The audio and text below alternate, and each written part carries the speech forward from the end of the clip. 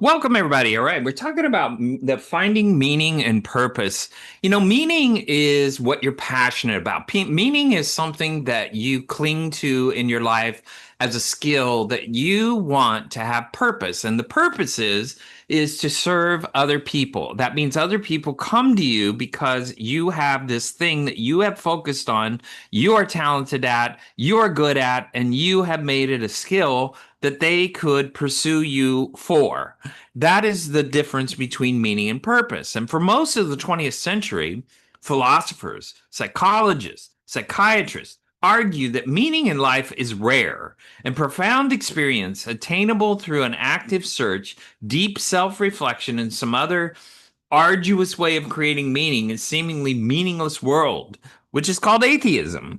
And the truth is that atheism is made up of what has made this earth, what has made the universe, and non atheism, spirituality, is made up of why did all this happen? Why are we here? Why is there an existence? Why are things the way they are?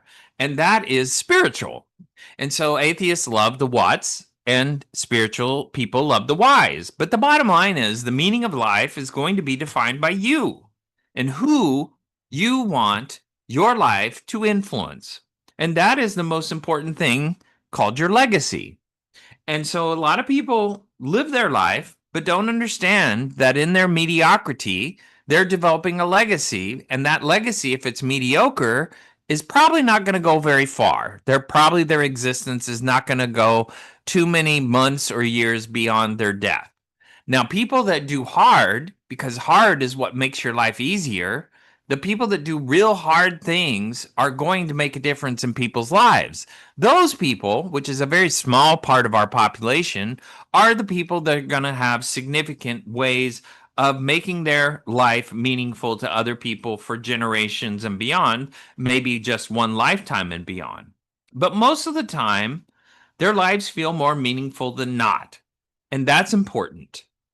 Although actively constructing meaning may be required in a whole lot of cases, for example, when your world is turned upside down after a traumatic event, cultivating meaning in the life may be as simple as detecting the meaning that's already there. So that's a very profound and weird statement. So here's the deal. We suffer. We suffer in this existence. And what's really important is not the suffering that we're going through. It is how we choose to deal with it, how we choose to manage our suffering. That is where the most meaning comes from. So, for instance, if you go to a church, it's really interesting. You got about 85% of the people that show up, and they're there because they have a relationship with God and they want to hear the sermon and they want to feel better and they want to absolve their guilt and shame by going to church and thinking they're really great people. And then you've got these other weirdos with their hands in the air, relationship with God. They have a relationship. They're in pain. They're suffering. They're struggling, and they're very much in identifying with the struggle that they're going through. And so they're raising their hands and praying to God and singing and doing all the things that everybody does in church with every bit of enthusiasm that they possibly could have because they're in pain and they're suffering. And that's why they're there. And everybody there else is there just kind of watching, going, shit, I wish I wasn't that person. I hope I'm not that person. I don't want to be that person. And so because they're too safe, they're too comfortable, and they're too mediocre. Then there's another 5% that are drugged there because they don't want to be there, but they have to be there because everybody else in their family is there. And there's guilt and shame involved in not being there. So what I'm trying to get down to is that we don't have meaning in our life until we hit a painful pocket. Painful pockets are where meaning derives, and how you deal with that painful pocket is going to be the moments in your life that you look back on and go, wow, I made it through that crap. Researchers' definitions of meaning in life typically incorporate a lot of themes. There's three: the belief that your life and contributions matter to others and yourself, the feeling that your life makes sense, and the feeling that you're actively pursuing fulfilling goals. But the deal is, you have to realize that you're not nearly as important as you think you are. And people don't think about you quite as often as you think you are. And so people that get their motivation from external sources, oh, I've got the great house, I've got the vacations, I got the money, I got the holidays at my place. Look at my kids, look at how great they are. Look at me and my career. Look at the car I'm driving. Look at the house I bought and where I bought it and what a great human being I am and how much I've contributed to my community. Nobody really gives a crap about any of that. You think they do. Oh, they envy me. Well, that's a big buy. If you're going to spend your life living for how other people see you, you're pretty much worthless as tits on a boar hog. However, if you do things because they have purpose and meaning and they're meaningful to you and it's important to you and you're not doing it for other people, you're starting to define who you are, which happens oftentimes through a midlife crisis. But the bottom line is your motivation has to come from yourself. So people that have a real meaningful life have internal motivators. People that have worthless, pathetic lives with lots of resources and lots of money and lots of nice jobs and lots of friends and lots of things to drink and lots of vacations and lots of nice houses to go to and lots of things to brag about and wonderful children and all that crap. They're empty. They're primarily empty. Life comes from within. We have to start within ourselves. We are souls living a human life. And we have to be in touch with that pain of what our soul goes through having to deal with this human brain and this human needs and this human life with all the suffering that we have to go through. There's great comfort in believing your life and actions matter in the great scheme of things. But the conviction is referred to as existential mattering. And when you don't have anything that matters, it's called existential angst. And it's a strong component to the experience of the meaning of life. While the concept of existential mattering often evolves images of famous and infamous people who have done extraordinary things in their lives. Mother Teresa, Cesar Chavez, Bill Gates, many people. I don't look up to Bill Gates, but whatever. Many people gain a sense of mattering through avenues more easily transversed. What's really important is the feeling that your life is significant is related to more than the feeling of your actions and influence to other people. Significance of your life is augmented when your behaviors, your experiences broadly matter not only to yourself, but to other people because you are giving them something that they need in their life. And this is a very, very important component that all of us must search for. One way to perceive more significance in your life is to actively seek out intrinsical rewarding experiences like connecting with nature or people who make it easier to express your true self, or joining people in areas of their life where things are meaningful to them and learning through their experiences of what is meaningful to them and understanding and having respect that they're teaching you something that you need to learn. If you go fishing with somebody and you've never been fishing, go fishing and do it the way they do it and learn the way they do it and see the world from their perspective. You may gain perspective in your life. We are here to learn experientially from each other. But people that lack the curiosity about what other people know are going to live in their own vacuum. That's called a stoic, where they live in their own little head, in their own little place, without ever talking to anybody, without ever gathering knowledge, without ever caring about what other people have experienced, without ever having anything that is worthy in this life to give because they want to keep it all to themselves. And there's a lot of that. There's a lot of people that are very insecure and don't want to share their life with the world, or they put on Facebook the image that they want to put out there without really fully revealing who they are. Coherence is a really important thought because it's a feeling that your life makes sense. For people, most of the time, understanding life isn't a problem requiring a solution. We are natural sense makers, automatically comprehending most situations effortlessly. But what we have to do is we have to work through our faith. We take leaps of faith. We go out into life with the confidence that we will adapt and experience life as it comes. So sometimes you take a weird trip to Hawaii and you don't have all the plans in place, and you may go to Hawaii and experience something way different than you ever thought you would experience. You may meet people that are very different than you've ever met. You may go to some place that you've never been, and put yourself out there and actually go through life as they live it rather than you live it, and become a part of that experience by putting yourself in there. We have to be willing to do that because our experiences are what teach us. Our experiences are what teach us. Our curiosity is what gets us there. And if people don't have those things, they live within a very safe little world where they have set rules around themselves. They're very pragmatic. They only want to make safe choices. And people that do that die, and everybody remembers, oh, they were a nice person, or oh, they showed up at this, or oh, they did that, or oh, they left us $3 million or whatever. But that doesn't mean their life was much of a significant thing. And if you don't want to be that, because there's a lot of people that lack will, lack the ability to tap into what makes us all want to survive. There's a lot of people that are just worthless. They just live and they eat and they poop and they talk and they complain and they breed and they do all kinds of crazy stuff, but they don't live. And if you want to be that, it's really easy nowadays to be that because we live in a world where you can be safe. We used to live in a world where you could not afford to be that. But since we've all lived in this achievement of being able to not have to live paycheck to paycheck unless you're one of these people that can't keep your money in your pocket, the bottom line is that we have to have the will to survive if we're going to survive. And to live a full and rich life, you have to have meaning. And meaning means you have to the ability to tap into your will, where you're not looking to be angry to get something done. You're doing it because this is who I am. That is a very important motivator, and you have to have that. Even as your nose is firmly to the grindstone, clear eyes can be trained on broader life dreams. You cannot just think about where you are today, but you have to go, what is this buying me for the future? There's a lot of people that work jobs they cannot stand, and that's not a problem. Work a job you cannot stand.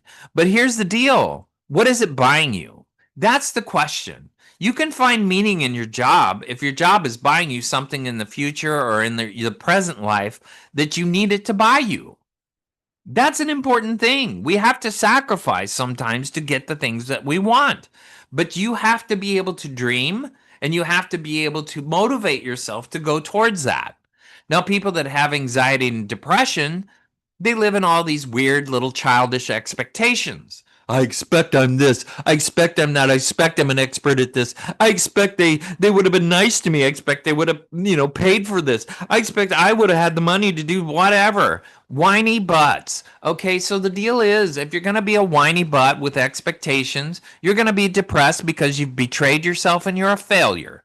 If you're going to live in a preference, you're going to be resilient. So people that live in anxiety and depression have lots of expectations that are not met, and they sit around as if they're God on the earth with everything throwing itself on the hood of their car. And now that we live in this day and age where people just basically get everything served to them at their fingertips, they are lazy. And so they want everything thrown on the hood of their car. But the truth is, their life is empty. And that is why we have to strive for meaning and purpose. It is a big deal. And it's a huge problem in this day and age where people have everything at their fingertips, especially in the United States. All right, we're going to take a quick break and we're going to come right back.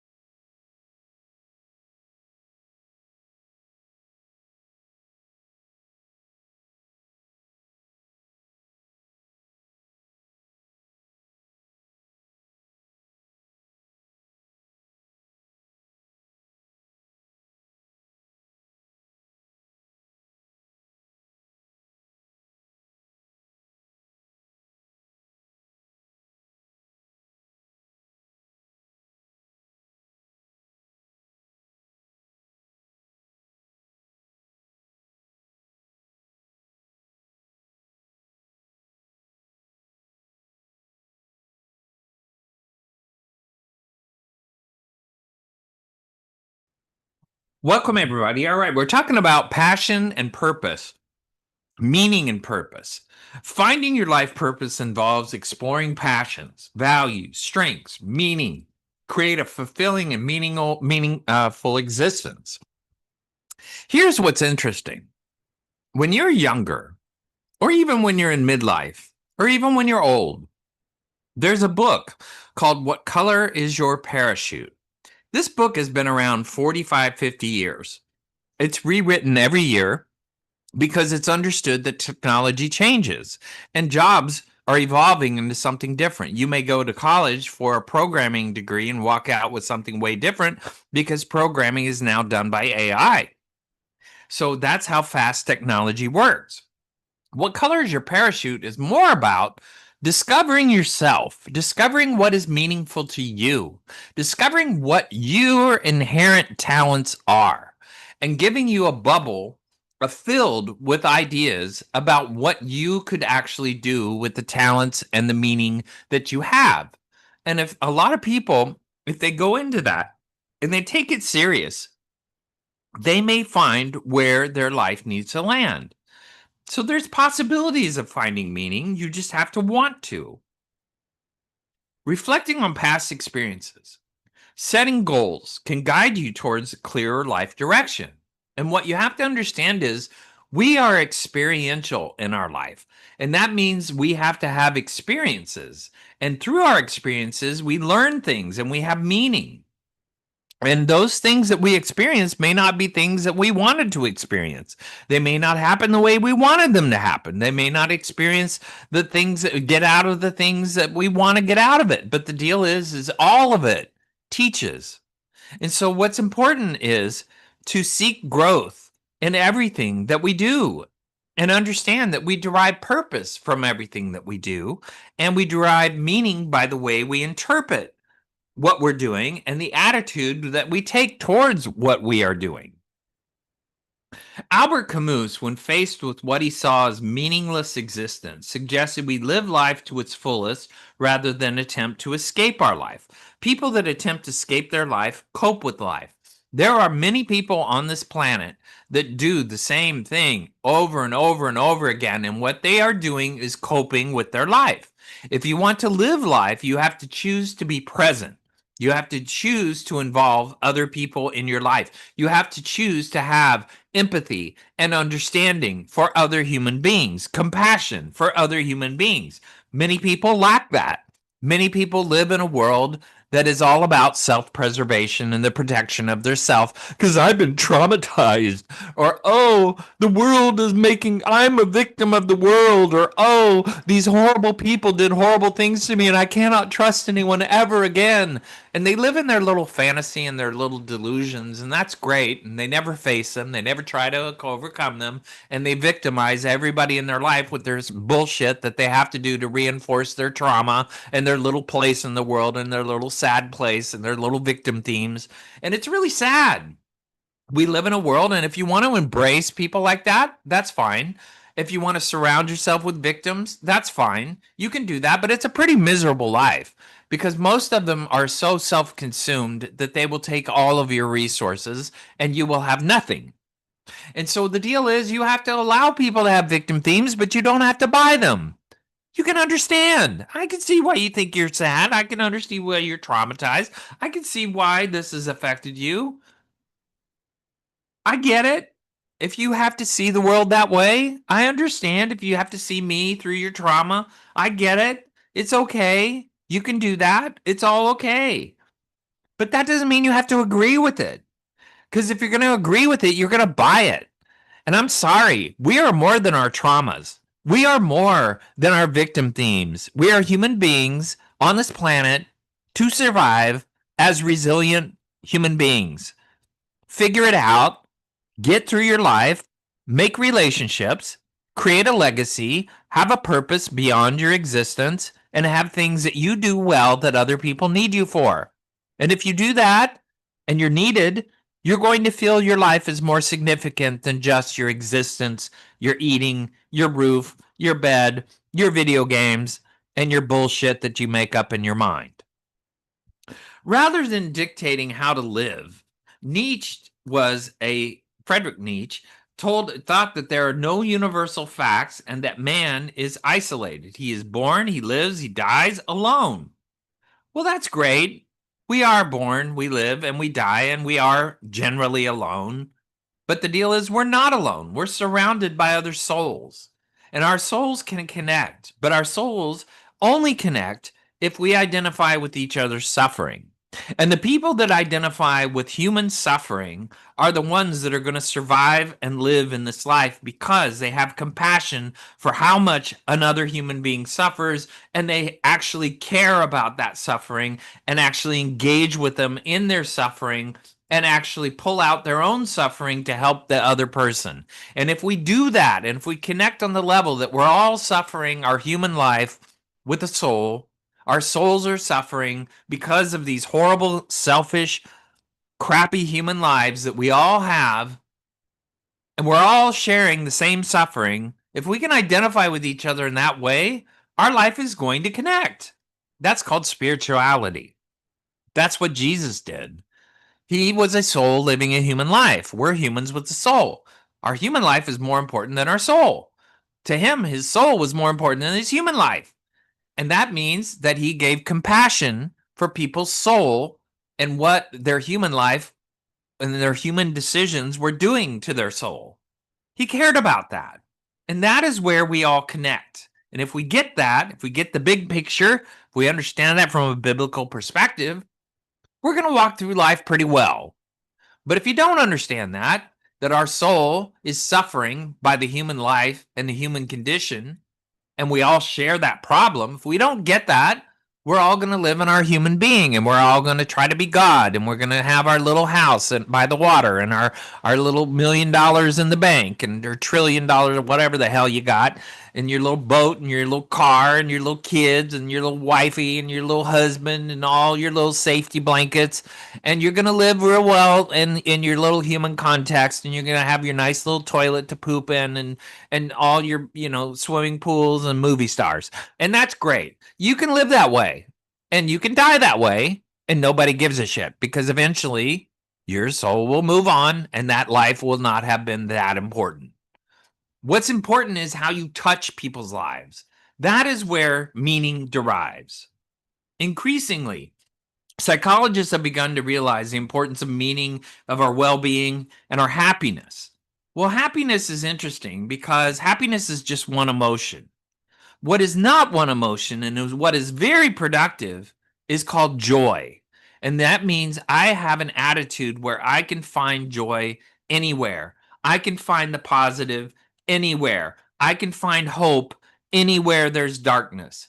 And if you have a soul that is like that, you are someone who can make enormous impacts on other people. If instead you are like Eeyore in Winnie the Pooh, and you have to just sit around with your tail being stuck on the wall, you can be that. And there's a lot of people that live as Eeyore. They think it's great to live like that. They think they're lazy asses. They don't really think about much significance. You have to drag their ass out into life. And if you're going to be one of those people, you're really a lot more baggage than you are as a human. But if you have to live that way and find other people that live that way and congregate all together and have a good time and all die and nobody cares. And that's fine. There's lots of people in this world that live that way. But that has nothing to do with meaning. Meaning is relationships. There's a fascinating study in 2010 that took a very different perspective, bringing us closer to our internal, initial philosophical discussion.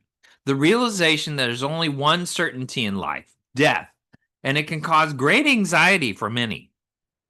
But the deal is, if you live for how you die, you will never live. What you want to understand is death is the final moment of your life. Do you really want to be remembered for how you die? Or do you want to be remembered for how you live? And that is where meaning is. Do you want to be remembered for how you live? Because if you're going to commit suicide, you're going to be remembered as a person that committed suicide, and everything you did before that must have been pretty weird. So I'm not going to really reflect too much on all that. You're the suicidal person, and that's all you'll ever be remembered for. And that's why biblically, suicide's not a good idea because your whole existence is going to be summed up by that action. And what is suicide? Pain management. And if it's pain management, it's internal pain management rather than seeking help and understanding from other people and understanding the impact your suicide would have on other people's lives, because other people have to figure out why did you do it, and then once they figure out in their mind why you did it, they've accepted suicide. So you keep killing people after you die. Congratulations. Carl Sagan convinced NASA to spin the Voyager space probe around to take one last look at Earth as the probe left the solar system. The picture it took was unlike any other before or since. Roughly 3.7 billion miles away and traveling 40,000 miles an hour, it captured Earth as a small, pale blue dot against a band of sunlight.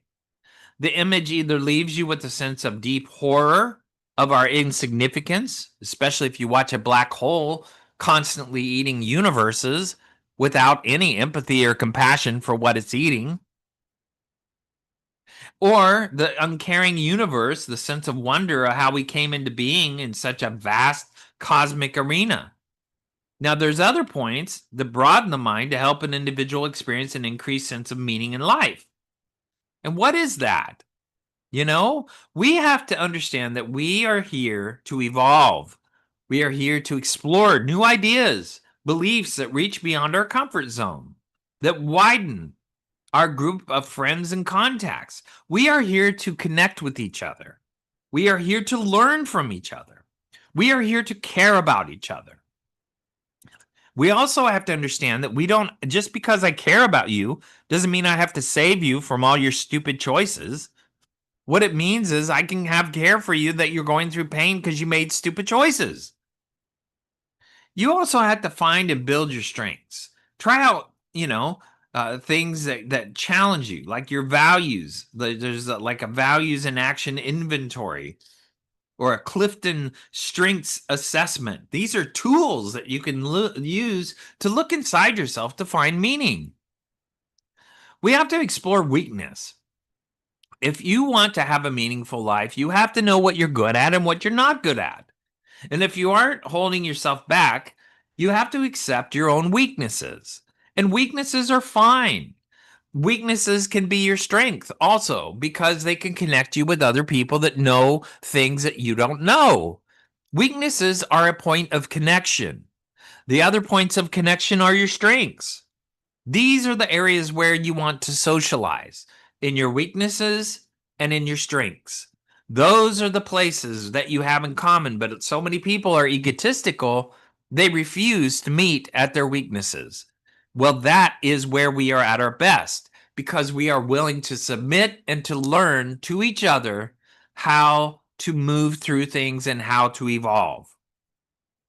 Support of others, receiving others' support by joining clubs, strengthening bonds, building relationships, sharing feelings, desires, hopes, struggles, goals, successes, failures with a close friend, significant other, increases intimacy.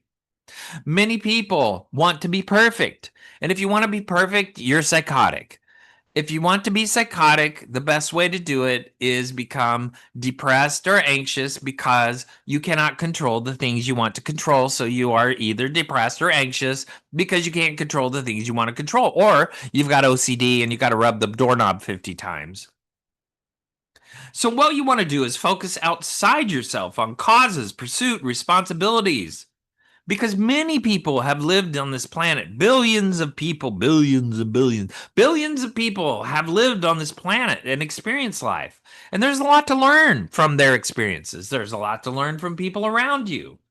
And what you want to do is throw yourself out there into life and understand that experientially, you're going to find there are things you like to do, things you don't like to do, things you did prefer you wish you didn't do, prefer you wish you did do, and you are living a life that you own. And you want to go out there and make that life the best life you could possibly make it.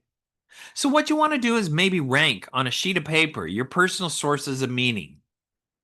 And you want to review those things that are most influential. Now, the first thing to start with is values. Now, values represent what we consider essential and what we live for in life. They combine both the core psychological needs of the self and society's norms. One of the values that is most important to think about as you grow older is integrity. And what is integrity? Integrity is what you do when nobody's looking. That is who you are when nobody's got you on the radar. That is the person that people look to, and that is the thing that people value most in other people in their relationship is that they are who they are all the way through. You will find the turds that are living in nursing homes. There's 80% of the people living in nursing homes did not manage their integrity. And so everybody obligatorily has to show up, and some stupid nurse has to wipe their ass because that they don't even know because they did not manage their integrity. So they live in the nursing home by themselves. Nobody ever shows up, or they do it out of guilt and shame. If you want to be that, but don't manage your integrity. That's a general thing that is a reflection of your value of your life. If you want to have a life where people continue to seek you, you have to value your integrity. That is a sad truth that a lot of people never think about after they've been married 2, 3, 4, 5 times, and after they've had several children by a million other people. You want to also ask each other, you want to lay the cards out in front of you. And you want to understand that I am flawed. I have made a lot of stupid choices. I have done really dumb things, and I'm not ashamed of it. I embrace it all. And if you're a person who can understand that I'm learning from every mistake I've ever made, every good thing I've ever done, every experience I've ever had, and I'm just as messed up as everybody else, and I make just as many mistakes as everybody else, I make just as many stupid decisions, I say just as many dumb things to my spouse, my kids, my friends, my life, everybody. I do it all. And if you can be that, you can have relationships because you're open enough for other people to open up to you.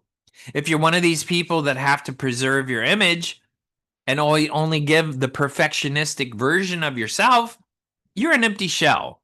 And it's sad. And it's really hard for you to have much more meaning except for when they need you for your money or need you for your plumber abilities or your fixing the house abilities or your landscaping abilities or your ability to teach a certain skill. Your life is not going to go much farther beyond that simply because you're too self-preserving. Your meaning is about what you do. You're finding your self-esteem in what you do rather than who you are. Meaning is about who you are and who you are to others and accepting who you are to others, good, bad, and indifferent.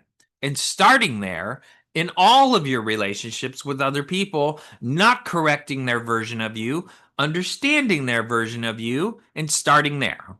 All right, we're going to take another break. We're going to come back and talk more about meaning and purpose. So come back.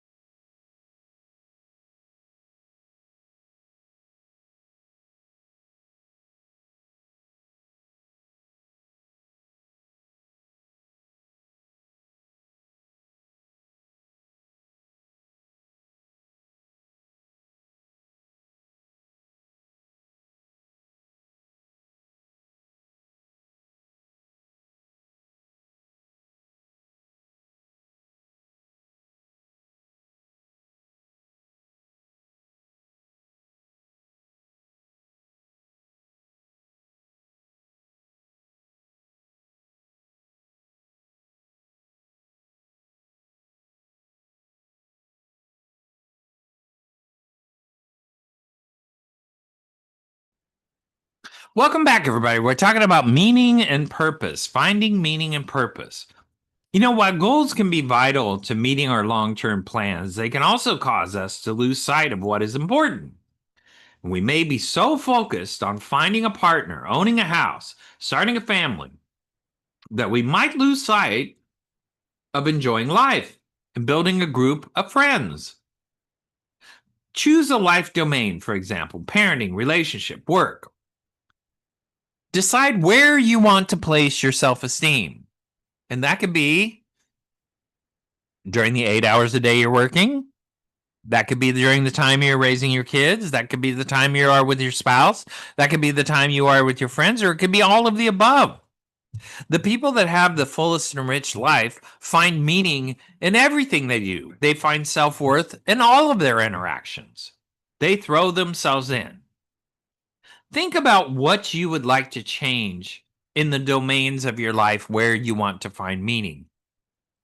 Consider why it's essential to make that change, because it's important to understand your life, your significance of your life is going to be made by the foraging and the moving forward and the having faith and taking leaps of faith into life experiences, including relationships, including your children, including your job, including your spouse, including other people, building community and building a life.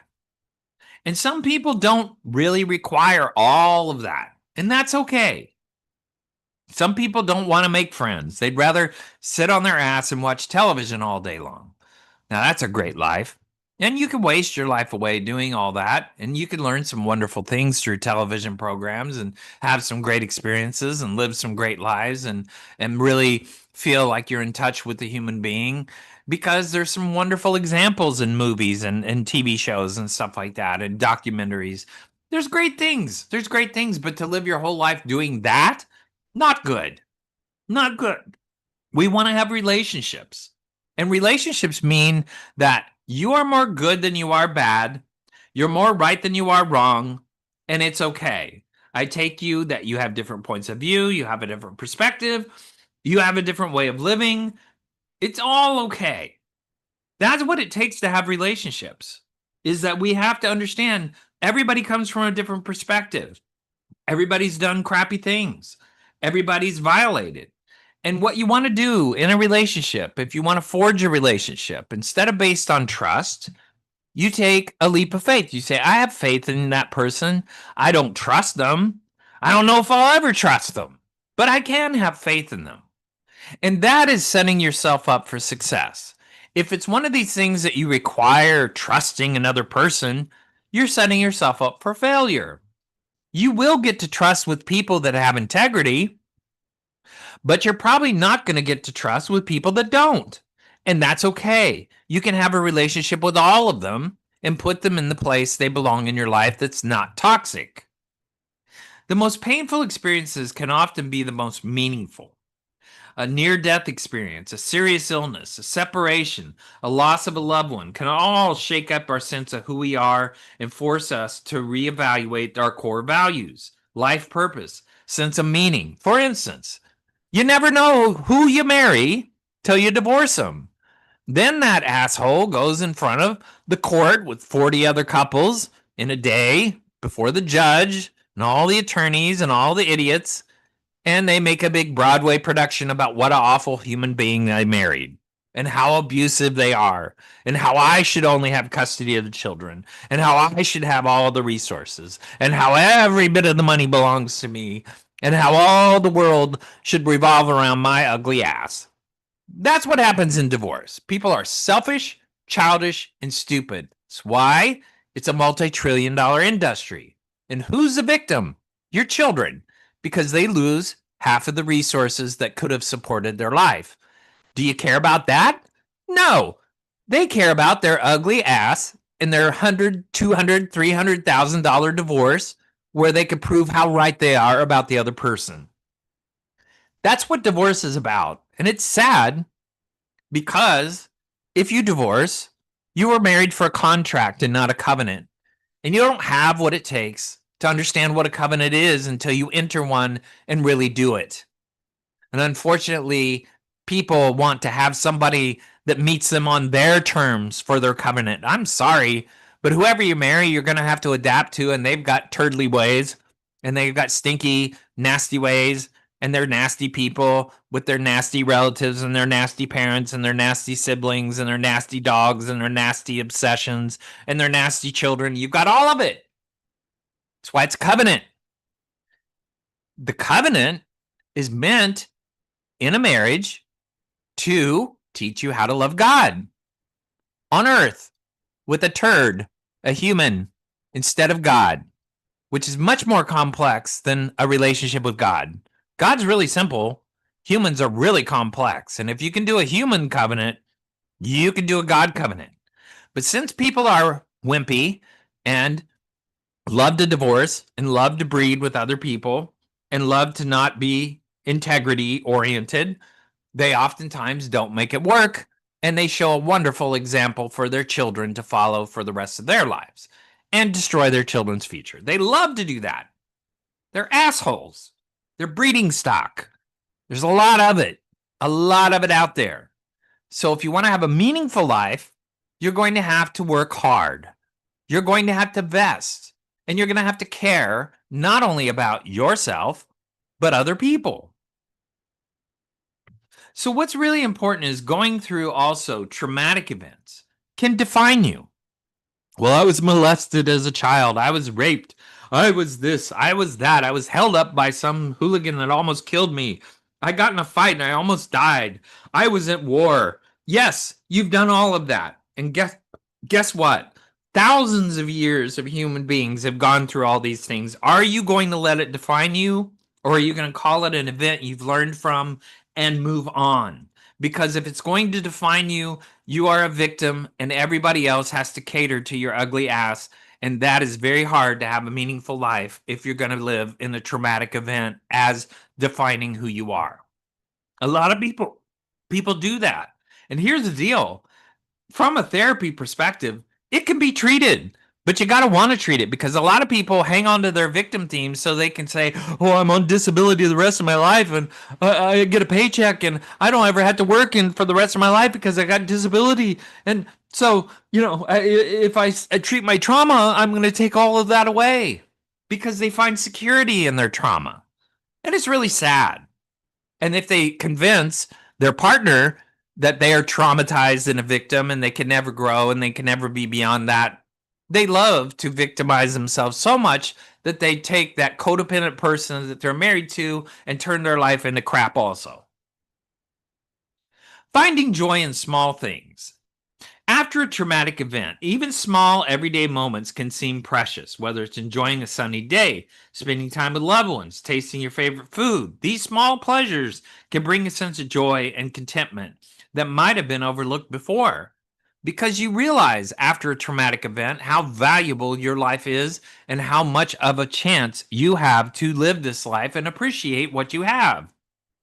Gratitude for survival is another thing that is very important after traumatic events. One of the first feelings that can emerge after a traumatic event is gratitude. People start feeling thankful that they made it through a tough experience. They may wake up feeling grateful just to be alive or have another chance to live. This is a great thing.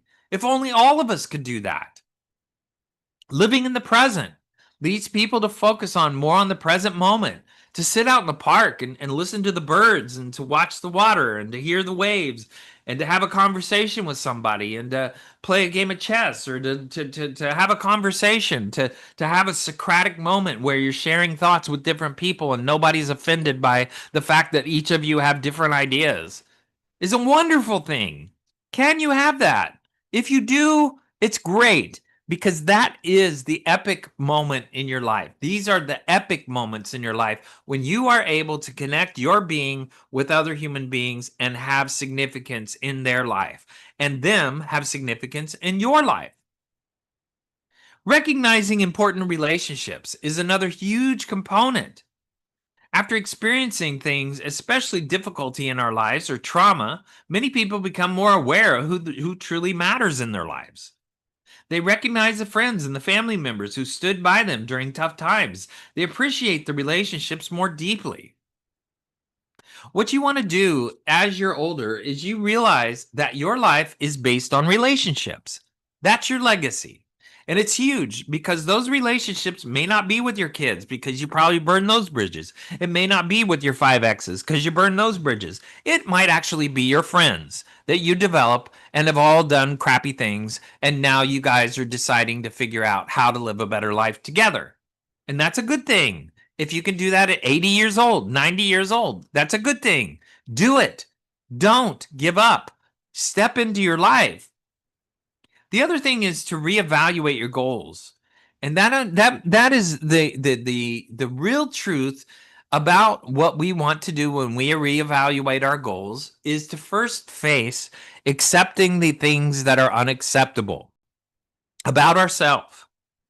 Unacceptable things in our life we need to find acceptable if we want to have peace because that is the baseline we have to work with.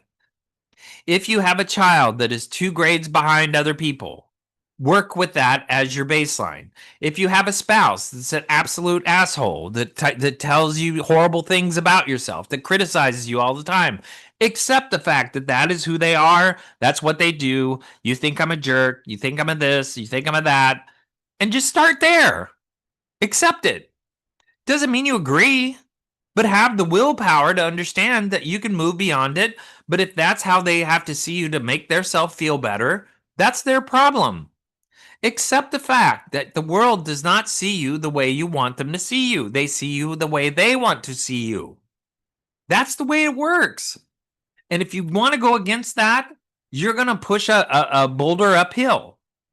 You also want to explore new paths. You want to inspire people to explore new interests, opportunities.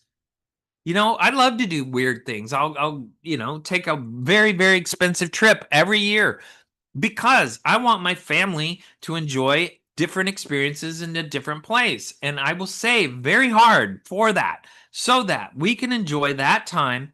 And I will suck it up and not have a salary or not have an income during that time. And then I have to pay for the vacation at the same time. It doesn't matter. It's worth it because it's a memory. I will create moments where we go play a game of golf, even though I don't even know what the hell I'm doing. I'll probably kill somebody. It doesn't matter. Go fishing, go salmon fishing or whatever. Do things in your life. That's what we need to do. We need to get ourselves out there and interact with other human beings.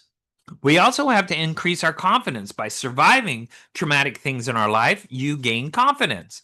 And that is a very important thing.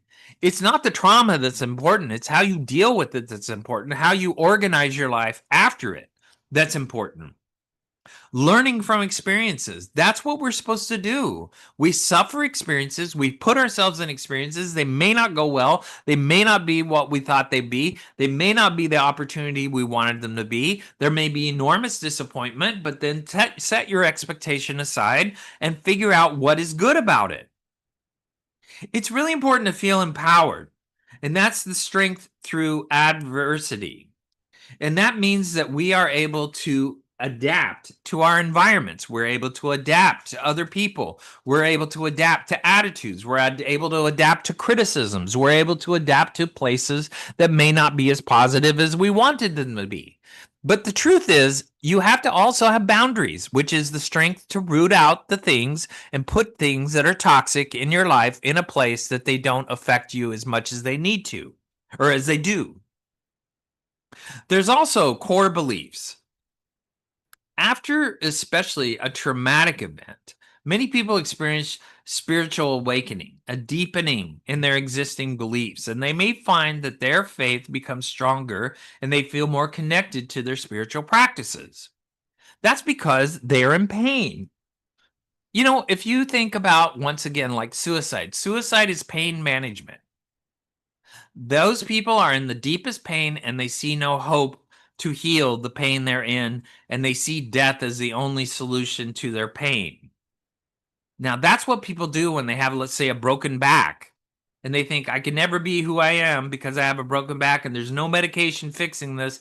I'm in horrible pain, and all they think about is their pain, and they don't understand their impact on life.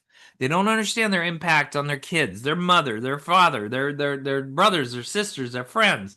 They don't care about any of that. All they care about is their pain. And what we have to understand is when people are in that pocket is when they need us the most. And we need to be there for them. We need to care about them, but we're not going to fix their pain. But we can comfort their pain and remind them that they are loved, that they are meaningful, that they are important. But we don't have to sit there and tell them how important they individually are. What we want to tell them is what their life does for other people. That's the important component of helping people in their pain pockets. All right, that's our show. I want to thank everybody for listening. I love hearing from you. You can do that at our webpage at libsyn, libsyn.com, Dr. Gary Bell's Absurd Psychology. Now remember, the purpose of your life is to serve warning to others. Also, the only sure thing about life is it goes on. Also, the problem is the attitude about the problem. And the quieter you become, the more you